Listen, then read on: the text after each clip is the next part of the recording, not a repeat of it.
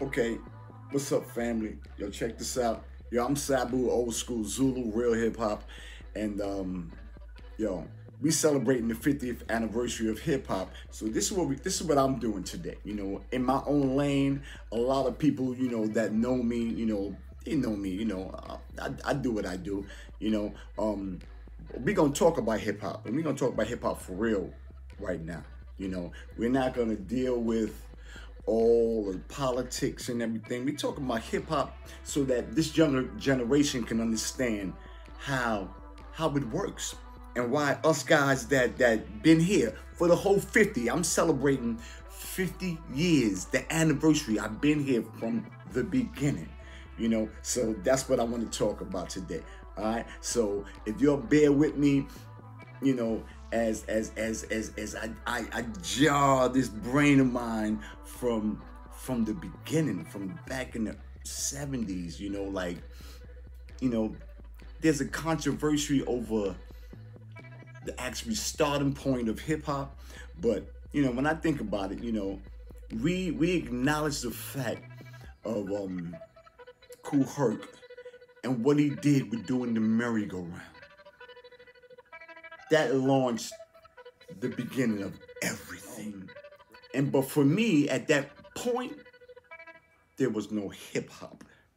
There was no culture. There was a lot of things that transpired before then. And when we talk about hip hop, we got to talk about our parents and what they experienced, and us being raised by them, and their traumas and their fears and all the things that they've been through. The truth of the matter is that's what created hip hop. So let's bring it back to when I talk about our parents. I'm talking about hip hop cats. I'm talking about hip hop cats. The traumas our parents experienced. The assassination of all of our leaders in their youth, in their time when they were growing up, and what they experienced raising us, the fears that they had for us. When people look at rap right now and they look at all these dudes just rapping on a mic, there were no radio stations, there were nobody pushing people that spit. You know what the whole game was? I need to be able to verbally defend myself anywhere I go, in the hoods. And that's what it was about, being down by law.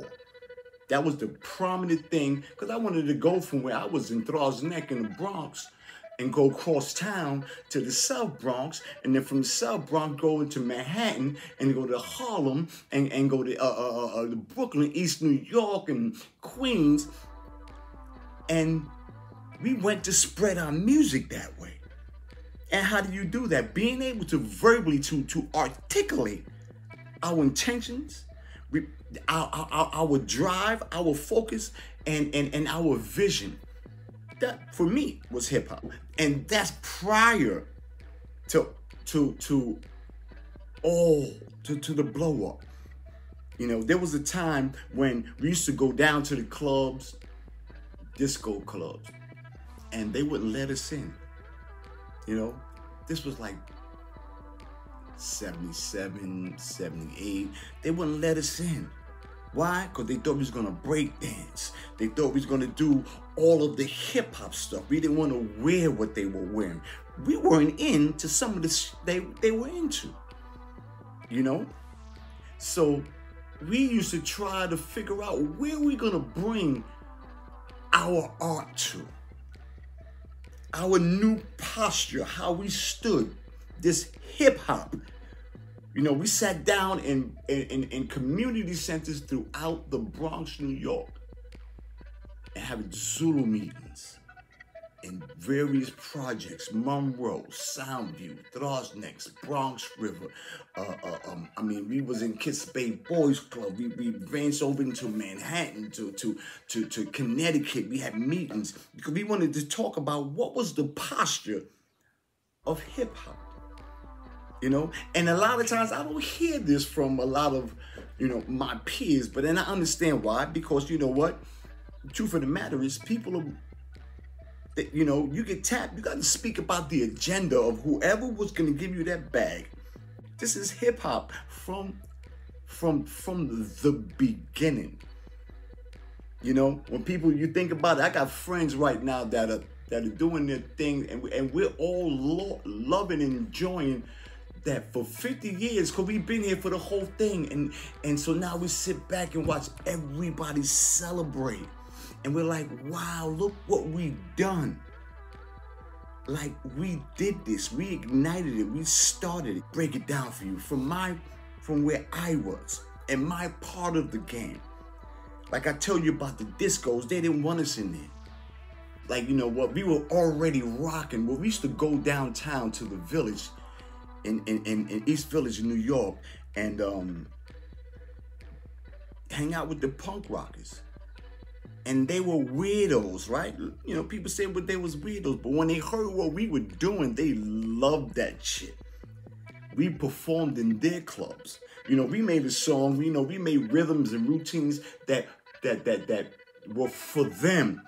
You know, you listen to the Cold Crush Brothers, they made what? Punk rock rap, that joint that they did. We did the joint Punk Jam. Like, opened the doors literally for the hip hop cat. Those weirdo white dudes we used to see, right? With the punk rock hair and spiky shit, and they loved what we did. And that gave us our ground, our footing. You know, hip hop for me was a brand new identity. It changed for me and a lot of cats that are around who we thought we were. You know, they've been changing all our lives. Oh, now you're a Negro. Oh, you black. Oh, you African American. Oh, you all of this, right? You know, but hip hop made you hip hop. And in hip hop, it inculcated any complexion. And you know what? To me, society didn't want that. Society didn't want to see that because, you know, damn, these guys got something. We created a whole culture, a vibration. Me, I'm about to be 57 years old, right? I'm hip-hop big brother. Hip-hop is 50. I'm hip-hop big brother. Like, I'm here today. And I used to always tell people, this new generation of rappers are not hip-hop. And they tell you they're not hip-hop in their music. Hip-hop is peace, unity, love, and having fun.